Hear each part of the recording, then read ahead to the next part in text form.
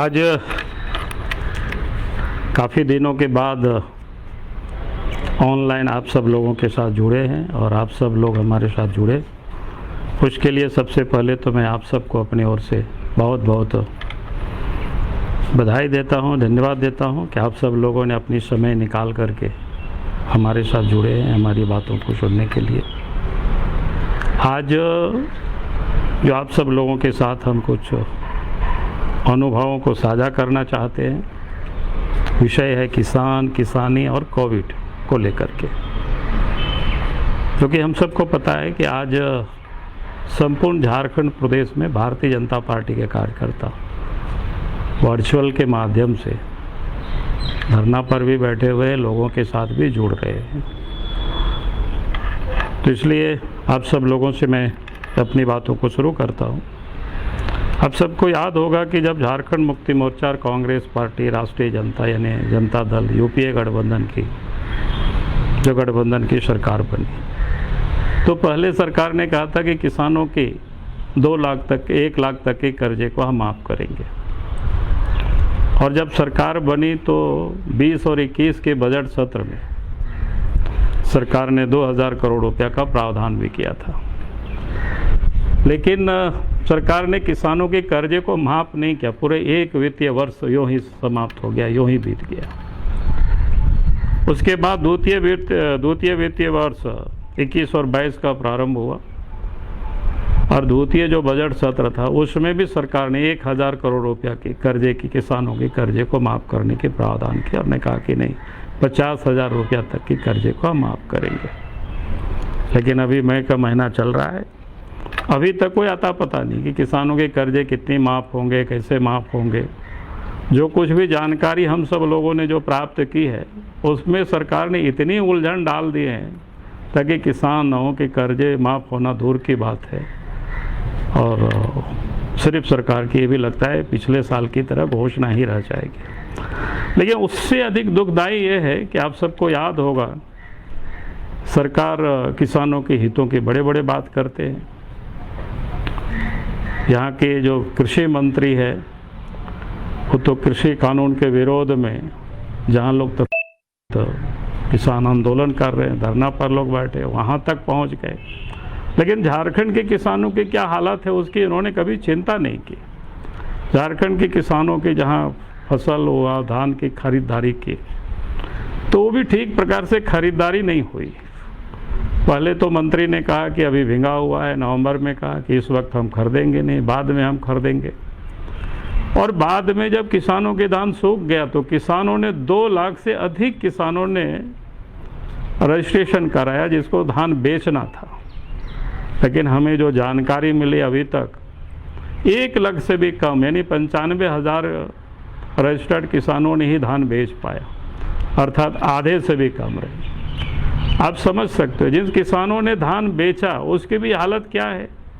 किसानों को उसके अभी तक दाम नहीं मिला है। किसान दर दर के ठोकरे खा रहे हैं। अब जरा याद करिए, आप तो नए फसल लगाने का भी मौसम आ गया, खरीफ फसल लगाने का, लेकिन अभी भी किसानों को पैसे नहीं मिला। और 21 का तो छोड़ दीजिए, पिछले भी कुछ जगहों पर तो 2020 में भी जिन किसानों ने धान को बेचा था उसकी पैसा अभी तक नहीं मिला। तो आप समझ सकते हो सरकार किसानों की कितना हितैषी है, किसानों के बारे में कितना चिंता करती है।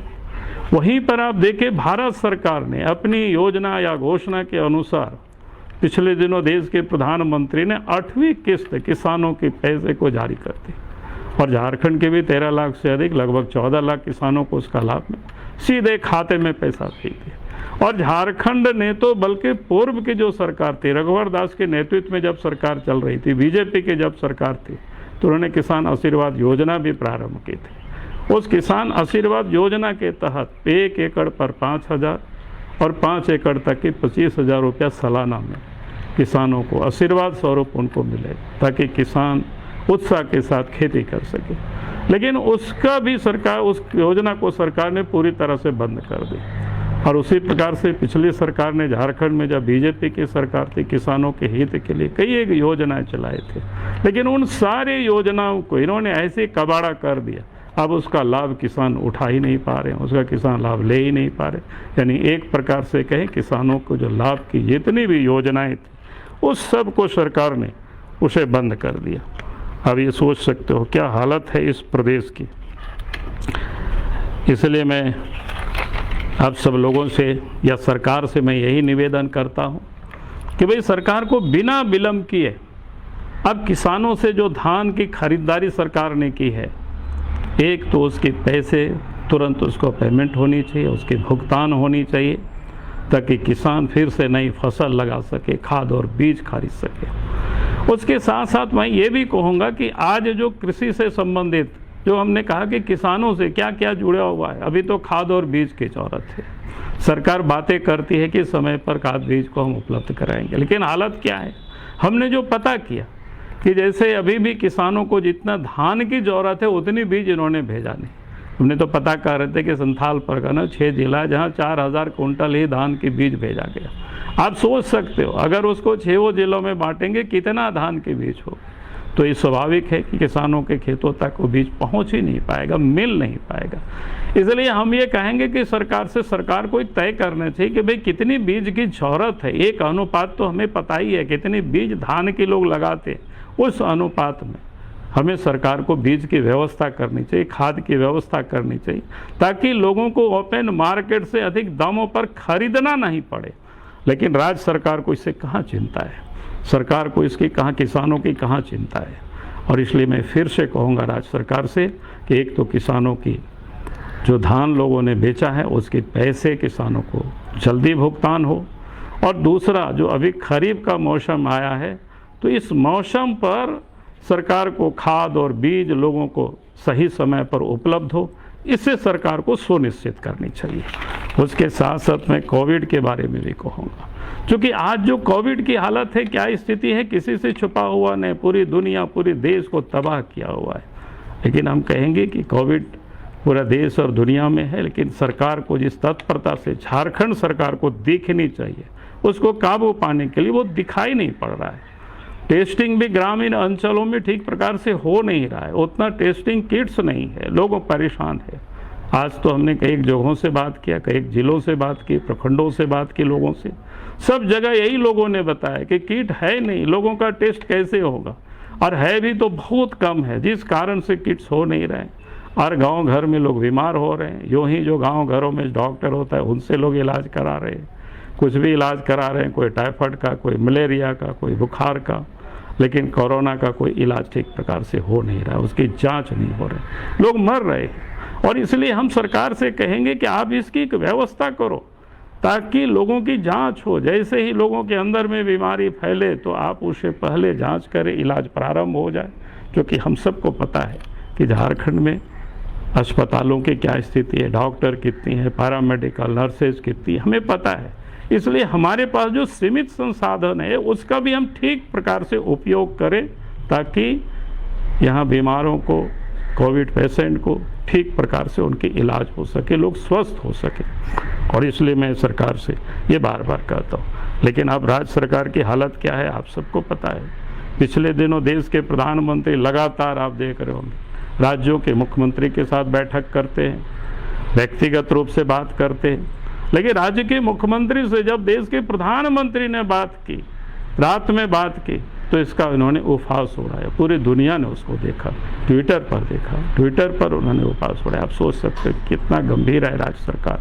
और वहीं पर देखें अपने पड़ोसी राज्य के जो मुख्यमंत्री उड़ीसा के नवीन पटनायक जी, पिछले 2 दिन पहले उन्होंने रात में बात की देश के प्रधानमंत्री से, और 12 बजे रात में नासिक का जो सेना का हवाई अड्डा है वहाँ खोला और वहाँ किट की व्यवस्था की गई, कोविड टेस्ट की किट की, और फिर रातों रात उसको जहाज से भुवनेश्वर हवाई अड्डा भेजा गया। वहाँ के जो मुख्यमंत्री है उन्होंने सब वहाँ हर जिला में किट भेजने के लिए गाड़ी की भी व्यवस्था कर रखी थी, वहाँ से फिर जिलों को भेजे। ये पूरी दुनिया ने देखा इसको। आप देख सकते हैं देश के प्रधानमंत्री को बात कर रहे हैं उस मुख्यमंत्री से, कोई बीजेपी के वहाँ मुख्यमंत्री नहीं है, विरोधी दल के ही हैं, लेकिन 12 बजे रात में भी देश के प्रधानमंत्री राज्यों के मुख्यमंत्री के साथ बात करते और ये चिंता ये दिखाती है किस प्रकार से वो चिंतित है, कैसे इस कोविड को काबू करना चाहते हैं। ये उन्होंने उड़ीसा से हमें भी सीखना चाहिए कि वहाँ के मुख्यमंत्री किस प्रकार से सर जिंदगी से अपने तैयारी कर रहे हैं, लगे हुए हैं, प्रधानमंत्री से बात कर रहे हैं, प्रधानमंत्री रात रात में उसकी भी व्यवस्था करते हैं। तो ये बड़ा सराहनीय है। पिछले दिनों हम सब लोगों ने देखा कि देश के प्रधानमंत्री कल देश के चुनिंदा डॉक्टरों से बात की, जो कि डॉक्टर एक्सपर्टीज होते हैं। हम उनसे सलाह नहीं लेंगे, उनसे हम विचार नहीं करेंगे, उनसे हम बात नहीं करेंगे, तो फिर इस बीमारी को हम काबू नहीं कर सकते। क्योंकि हम मानते हैं कि आज हमारे देश में कई एक अफसर हैं, IAS अफसर हैं जो काम देखते हैं, लेकिन ये सारे लोग कोई एक्सपर्टीज नहीं है। जो एक्सपर्टीज है उनसे हमें सलाह लेना, उनसे हमें सहयोग लेना, तब फिर हमें आगे बढ़ना चाहिए। और झारखंड में भी हमें तो जान करके बड़ी खुशी हुई कि देश के प्रधानमंत्री ने यहाँ के डॉक्टर से भी, जो क्रिटिकल केयर के जो हेड है डॉक्टर भट्टाचार्य जी से बात करते हैं। और हमें पता नहीं कि यहाँ के मुख्यमंत्री यहाँ के डॉक्टर से वो बात करते हैं कि नहीं करते हैं, ये तो हम नहीं बता सकते। लेकिन पिछले दिनों एक सदर अस्पताल का एक जानकारी मिली थी कि उन डॉक्टरों को लगाया गया है कि ICU में देखने के लिए, जिनको ICU का कोई एक्सपीरियंस नहीं है, वो जानते नहीं हैं। और इसके लोग अखबार में भी आया बातें। और फिर जिन्होंने वहाँ के सिविल सर्जन ने कहा हमने तो पदस्थापित नहीं किया, पदस्थापित किसी और ने किया। तो इससे लगता है कि यहाँ के जो मुख्यमंत्री, यहाँ जो सरकार है, कि जिन लोगों से ये बात करना चाहिए, जिन लोगों के द्वारा ये काम करानी चाहिए, क्योंकि टेक्निकल हैंड्स ही, डॉक्टर ही इसके सही इलाज बता सकते हैं, सही तरीके से वो योजना को बता सकते हैं, इम्प्लीमेंट कर सकते हैं। उसके लिए उन लोगों से सहयोग राज्य के मुख्यमंत्री को लेनी चाहिए, लेकिन लगता है वो ले नहीं रहे। अभी मैं कहूँगा कि कोरोना के जो रोकथाम के लिए जो वैक्सीन लगाए जा रहे हैं, उसमें भी जो हालत है, आज मैंने अखबारों में पढ़ा तो अखबार में मैंने देखा जो लक्ष्य था उसके काफ़ी कम है। अब समझ में नहीं आ रहा है।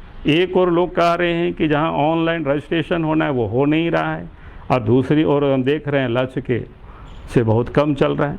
आज भी मैंने कई प्रभारियों से बात की, लोगों ने जो ये किया है तो रजिस्ट्रेशन तो कराया है, स्लॉट भी मिल गया उनको, लेकिन लोग फिर जाते नहीं हैं। उसमें मुश्किल से 50-60 यानी 100 लोगों को जहाँ इंजेक्शन देना है टीका, उसमें 50-60 लोग पहुँच रहे हैं। हम इसकी तह तक पहुँचने की कोशिश की कि आखिर ऐसा क्यों हो रहा है, रजिस्ट्रेशन के बाद भी लोग डर क्यों रहे। तो इसका हमें समझ में आया कि एक दिन की मैं बात बता रहा हूँ कि चाईबासा की घटना थी, चाईबासा पश्चिम सिंहभूम जिला की। तो एक गाँव में लोगों को टीका लगाया गया था। टीका लगाने के बाद लोगों के अंदर बुखार आ गया, 2-3 दिनों तक लोगों में बड़ी भय का माहौल था। फिर हमें लोगों ने संपर्क किया, हमें बताया, फिर हमने यहाँ पदाधिकारी से बात की, फिर पदाधिकारी ने यहाँ के जो स्वास्थ्य सचिव है उन्होंने वहाँ के सिविल सर्जन से बात की, फिर वहाँ टीम गए तो पता चला कि कोरोना की वैक्सीन लेने के बाद जो बुखार होता है, जो सिस्टम है वही होता है। तो मुझे ये अनुभव हो रहा है कि हमें लगता है कि कोरोना के टीका के बाद जो स्थिति पैदा होने वाली है शरीर में, कहीं किसी को बुखार होता है 1 दिन 2 दिन, हमें लगता है कि लोगों को ये बताया नहीं जा रहा है, लोगों को समझाया नहीं जा रहा है। और इसका परिणाम ये है कि आज लोगों में भय का माहौल है। लोगों को लगता है कि कोरोना के टीका से ही फिर कोरोना हो रहा है, बुखार हो रहा है, और इसलिए ग्रामीण क्षेत्रों में कोई टीका लगाने के लिए लोग जाने को तैयार नहीं है। लोगों में भय का माहौल पैदा किया गया, और इसके लिए कौन जिम्मेवार है? इसके लिए तो सरकार में बैठे हुए लोग जिम्मेवार हैं। पहले तो इसी वैक्सीन का ही लोगों ने मजाक उड़ाया, किस प्रकार से मजाक उड़ाया, किसी से छुपा हुआ नहीं। स्वास्थ्य मंत्री ने उसकी मजाक उड़ाया, ऐसे कांग्रेस के नेताओं ने उसकी मजाक पहले उड़ाया था। तो इससे लोगों के दिलो दिमाग में भय लोगों ने पैदा कर दी। आज हम सब लोगों का दायित्व बनता है, जिम्मेवारी है कि हमें उस भय को लोगों के दिलो दिमाग से निकालना पड़ेगा। और मैं सबों से ये कहता हूँ कि भाई हमें टीका लेना चाहिए। टीका सुरक्षित है, तभी हम अपने आप को सुरक्षित रह पाएंगे। और इसलिए मैं तमाम जनता से हमारी यही अपील होगी कि भाई हमें इससे भयभीत होने की ज़रूरत नहीं है। टीका हमें ले, हम सुरक्षित हो, और फिर जितनी भी कोविड के प्लान के लिए जो जो हमारे डॉक्टर की ओर से बताई जाती है उसका हम सब लोगों को पालन करना चाहिए। सरकार की ओर से जो निर्देश है उसका हमें पालन करना चाहिए। लेकिन एक बात मैं और कहना चाहूँगा, अभी हमने देखा कि अभी जो लॉकडाउन हुआ, आज भी मैंने सरकार को हमने एक ट्वीट किया भाई आप लॉकडाउन है ठीक है, आप उसको पकड़े, उनको जुर्माना दीजिए, उसको जेल में भी डाल सकते हैं, आप ये प्रावधान करिए, हमें कोई दिक्कत नहीं है। लेकिन जिस ढंग से बेरहमी से पुलिस लोगों को पीट रही है, मैं समझता हूँ कि अमानवीय है। भाई हमें इस प्रकार की लॉकडाउन और इस प्रकार की पुलिस लोगों को प्रताड़ित करे, ये ठीक नहीं है। इस पर सरकार को देखना चाहिए, पुलिस पदाधिकारियों को देखना चाहिए। हालांकि हमने देखा है राज्य के जो डीजी पुलिस है उन्होंने खुद पुलिस के जवानों को हिदायत दी है, लेकिन उसके बाद भी हमें सूचनाएं जो मिल रही है इस प्रकार की बेरहमी से लोगों को पीटा जा रहा है, मारा जा रहा है, तो हमें लगता है कि इस पर भी सरकार को देखना चाहिए। अगर इन सारी चीज़ों को हम सब लोग देखेंगे ताकि लोगों के अंदर में भय नहीं हो, लोगों के अंदर में लोगों से हमें सहयोग ले करके ही कोरोना से हम विजय प्राप्त कर सकते। लोगों को हमें समझाना है। फिर इस कोरोना के काल में बहुत से समाज सेवी संगठन सारे लोग लगे हुए हैं, तो हमारा कहना है कि सरकार को उन लोगों से भी सहयोग लेना चाहिए। उन लोगों को ऐसा नहीं कि उनको हम भगा दें, उनको लाठी से पीट करके इधर उधर भीतर दें। कहीं कहीं से सूचना ये भी आ रही है, जो लोग सहयोग करना सरकार को चाहते हैं, जो सहयोग करना पदाधिकारियों को चाहते हैं, डॉक्टर को चाहते हैं, लेकिन उन सारे लोगों को भी लोग भगा रहे हैं। ऐसी भी जानकारी जगह जगह से मिल रही है। और इसलिए मैं ये कहूँगा कि भाई सरकार इन सारी चीज़ों को देखना चाहिए। सरकार को अगर इस सारी चीज़ों को हम देखेंगे, लोगों से एक तालमेल बिठा करके हम सब काम करेंगे, तो निश्चित रूप से कोरोना को हम सब लोग हरा पाएंगे, और नहीं तो फिर मुश्किल हो जाएंगे। और इसलिए मैं फिर से सरकार से यही निवेदन करता हूँ, यही मैं अपील करता हूँ। और अभी इस कोरोना के काल में जो संकट है, वो संकट तो लगता है कि लंबी समय तक जाने वाली है, और इसीलिए अब हमें जो कमी है, मैन पावर की कमी है, उसको हम कैसे पूरा कर सकते हैं, उसके लिए सरकार को अब चिंता करनी चाहिए। और हमारे पास जो संसाधन है उसका हमें ठीक प्रकार से उपयोग करनी चाहिए। आज भी बहुत जगहों से जो वेंटिलेटर वो चल नहीं रहा है, हमारी तकनीशियन नहीं है, ये खबरें आ रही है। अगर कोई चालू नहीं है तो उसको चालू कराने के प्रयास करना चाहिए। आज भी जो ट्रेंड लोग हैं, जहाँ कहीं भी मिलते हैं, उनको हमें बहाल करना चाहिए, क्योंकि आपात स्थिति है। हमें उसके लिए कोई ये नहीं सोचना चाहिए, नहीं विचार करना चाहिए आगे क्या होगा, कि भाई हमें उसको बहाल करें, फिर उसके लिए अगले जब नौकरी में होगी तो कुछ पॉइंट्स हम उसको दे सकते हैं, ताकि उनको प्राथमिकता मिलेगी उस बहाली में। तो हमें लगता है कि वो भी उत्साह के साथ लोग काम कर सकते हैं। हम सहायक के तौर पर कई हम डॉक्टर जो अंतिम ईयर के छात्र हैं, पीजी के छात्र हैं, नर्स हैं जो अंतिम वर्ष के जो छात्राएँ हैं, जो नर्सिंग है, पैरामेडिकल स्टाफ है, उन सारे लोगों को सहयोगी के रूप में हम काम में उन लोगों को लगा सकते हैं। हम यही कहेंगे सरकार से, अगर हम इन सारे लोगों को लगाएंगे काम में, तो निश्चित रूप से कोरोना को हम लोग हरा पाएंगे और फिर से सब कुछ पटरी पर आ पाएगी। और इसलिए आज की जो ये धरना का कार्यक्रम था, इसमें हमारी ओर से मैंने एक सरकार से, एक तो किसानों के लिए, किसानों को धान की कीमत मिले, दाम मिले, जो लोगों ने बेचा है उनका हक बनता है, और दूसरा किसानों को समय पर खाद और बीज मिले, और तीसरा ये जो कोविड का जो काल है, कोरोना के जो पीड़ित लोग हैं उनका ठीक प्रकार से अस्पतालों में इलाज हो। फिर एक बात और मैं कहूँगा लास्ट में, कि निजी अस्पतालों में जिस प्रकार से जो लूट हो रही है, हमें लगता है कि इस लूट को भी हमें देखना पड़ेगा सरकार को। और आज तो जानकर के एक चीज़ें और मुझे बड़ी चकित किया कि हजारीबाग के अस्पताल, कोविड हॉस्पिटल से 200 ऑक्सीजन चोरी हो गया। अब इससे बड़ी आश्चर्य क्या है, वही लगता है क्या वहाँ डॉक्टर नहीं थे क्या, वहाँ कोई स्टाफ नहीं थे क्या? आखिर इतनी चीज़ें चोरी हो गई, कैसे चोरी हो गई? जहाँ कहीं भी रखा होगा वहाँ तो रहे होंगे। इससे समझ में आता है कि पदाधिकारी किस प्रकार काम करते हैं, कैसे काम करते हैं। इसलिए मैं सरकार से कहूँगा कि सबसे पहले तो जो लोग वहाँ ड्यूटी पर थे, जिन लोगों की जिम्मेवारी थी, उन लोगों के ऊपर सख्त कार्रवाई होनी चाहिए, और इसके बाद तुरंत उन सारे जो चोरी किया हुआ जो ऑक्सीजन है उसका पता लगानी चाहिए और उन लोगों को पकड़नी चाहिए, तभी ये रोकथाम होगा। नहीं तो आने वाला समय अगर ऐसा ही ढीला ढाला रहा तो फिर आने वाला कल बहुत ही दिक्कत होगी। और इसलिए मैं फिर से आप सबको हमारे साथ जुड़े उसके लिए अपनी ओर से बहुत बहुत धन्यवाद।